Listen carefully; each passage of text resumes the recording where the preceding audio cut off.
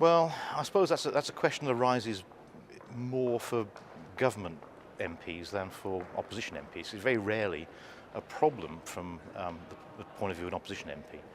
And I suppose it's also the case that it's very rarely the case that your constituents all have the same interest. I mean, there are 70,000 of them. The examples where they all want or need the same thing are quite rare. I suppose it might come up when we're talking about money for local facilities, for local authorities in one's area and so on. And so far I've not been faced with a situation where my party has been favouring cutting the money available to Cambridge. So I've not had the experience. My guess is that examples where the interests of your constituents are all the same direction, so important that's the way you'd have to go. But I suppose the other thing to say is that we're not just here to represent interests, we're here to represent values and ideas. And the way to solve the problem would be to ask, well, what's the best for the country? What's the right answer in terms of values, rather than just which interest is more important? Well, again, there's a balance to be struck. By and large, the interests of my party coincide with those of my constituents. My constituents are concerned about jobs, housing, that sort of thing, and that's what the Labour Party exists to try and achieve. On an issue of conscience, like the Iraq War, for example, whatever the view of my party or my constituency, I would vote according to what I thought was right, and in that case I voted against the Iraq War, even though I suspect most of my constituents were really in favour at the time, though now, of course, I guess it's a different issue.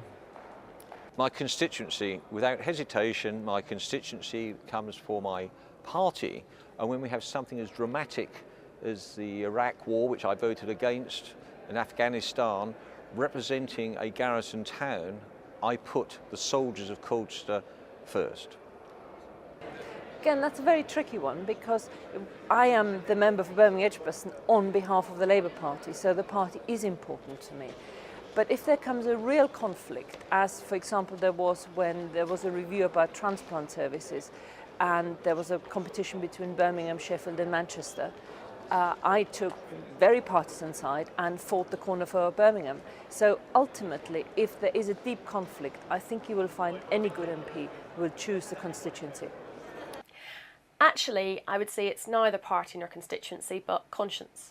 At the end of the day, whatever I do in Parliament, whatever votes I cast, I have to be able to sleep at night and live with the decisions that I've made.